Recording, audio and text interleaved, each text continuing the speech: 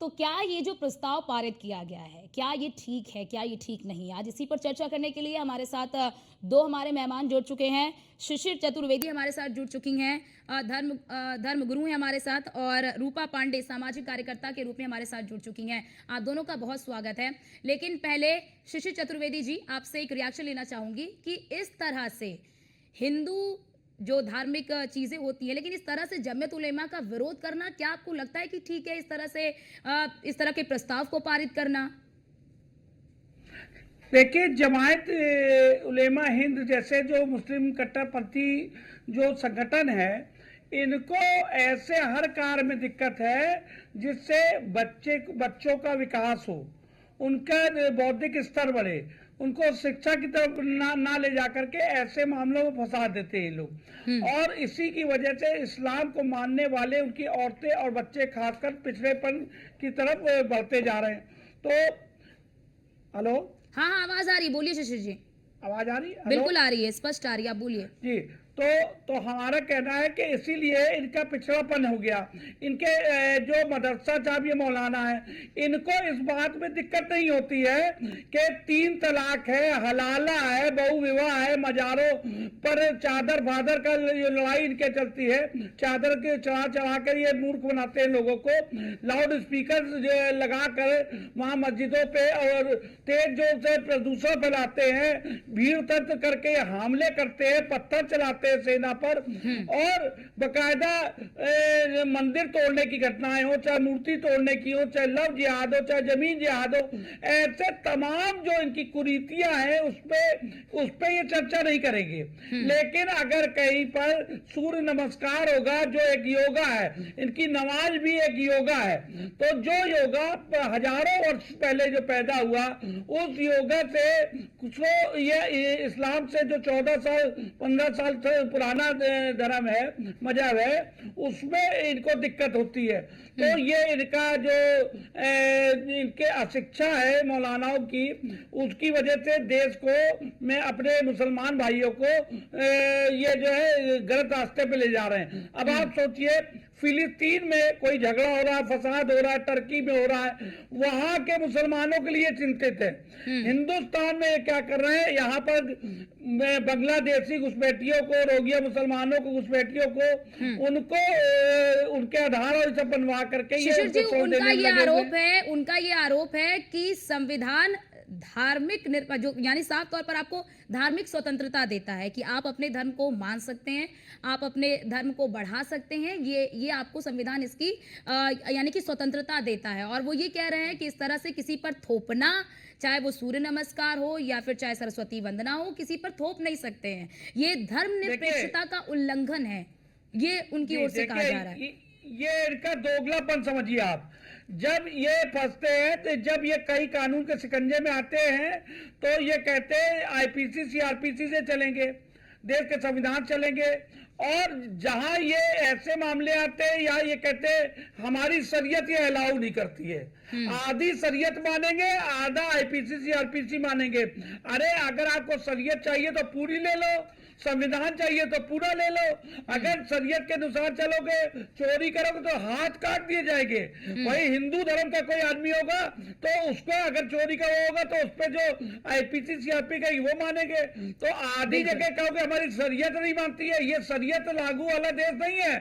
आपको चॉइस दी गई थी कि आप यहाँ रहना चाहो तो रहो। आज भी हिंदुस्तान के मुसलमानों के लिए पाकिस्तान में इनके हिस्से की जमीन दी गई है। अगर इस देश में उनको सूर्य नमस्कार से, मंदिरों से, टीके से या वंदे मातरम दिक्कत है, पाकिस्तान जा सकते हैं, रास्ता खुला हुआ है इनके लिए, क्योंकि इनके भाई हिस्से की जमीन इनको दी जा चुकी है। 1947 के बाद से हिंदुओं को कुछ भी नहीं मिला है। ठीक है, ठीक है, ठीक है शिशिर जी। हमारे साथ रूपा पांडे जी भी हैं, सामाजिक कार्यकर्ता हैं। रूपा पांडे जी, अब थोड़ा धर्म से इतर अगर हम समाज की बात कर ले, सामाजिक समरसता की बात कर ले, सामाजिक एक रूपता की बात कर ले, तो जमियत उलेमा का क्या ये प्रस्ताव आपको नहीं लगता है कि समाज में एक विद्वेष पैदा करेगा कि एकेश्वरवाद को मानो, बहुईश्वरवाद को मत मानो, इसका विरोध करो, उसका विरोध करो, सूर्य नमस्कार का विरोध करो? क्या आपको नहीं लगता कि इससे समाज काफी प्रभावित होगा? जो हम एकता की बात करते हैं, क्या आपको नहीं लगता वो एकता इससे प्रभावित होगी? हाँ जी, अर्चना जी, आपने बिल्कुल दुरुस्त फरमाया मुझे लगता है कि ये कोशिश हमेशा से रही है, कोई नई बात नहीं है। ये कट्टरपंथियों द्वारा हमेशा से इस तरह के छोड़े जाते हैं सगुफे, जहां पर ये मुझे लगता है कि ये शिक्षा के ही बड़े विरोध में रहते हैं। इनके अगर मदरसों की अच्छी व्यवस्था बनाने की कोशिश करता है कोई राज्य, कोई चाहता है कि मदरसों में भी बहुत अच्छे से सारे पाठ्यक्रम लागू हो जाएं, सारे विषय लागू हो जाएं और बच्चे वहां के भी फर्राटे से अंग्रेजी बोले, हिंदी बोले, तो उस पर आपत्ति करते हैं। मुझे लगता है कि इस अभी धर्मगुरु ने जो बात कही, मैं उसी बात में जोड़ूं। मुझे लगता है कि कहीं ना कहीं ये इन कट्टरपंथियों को डर रहता है कि अगर कोई बहुत पढ़ा लिखा हो गया तो वो अवेयर हो जाएगा, जागरूक हो जाएगा, भला और बुरा समझने लगेगा। तो मुझे लगता है कि ऐसी सारी व्यवस्थाएं भारत जैसे देश में, जहां पर सबको स्वतंत्रता प्रदान की ही गई है, भारत बहुत सहिष्णु राष्ट्र कहलाता है, बहुत सहनशील राष्ट्र कहलाता है।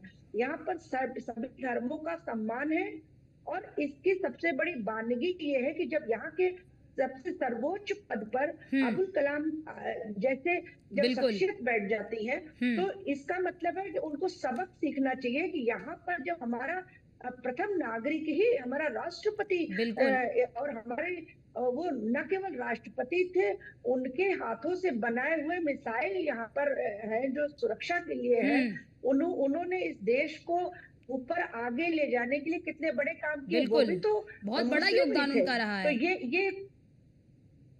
ये बहुत बड़ी दुर्भाग्य का विषय है कि देखिए, सबसे सर्वाधिक योग आसन में सूर्य नमस्कार को माना जाता है। कहते हैं कि अगर कोई पूरी बहुत देर तक बड़ी चीज योगासन रूपा नहीं जी, कर आज सकता, योग को भारत ने दुनिया को योग की दिशा दिखाई है। और आज ना केवल भारत बल्कि ऐसे कई मुस्लिम देश हैं जो योग को अपना रहे हैं। भारत ने योग की जो दिशा दी है उस दिशा में मुस्लिम देश भी आगे चल रहे हैं।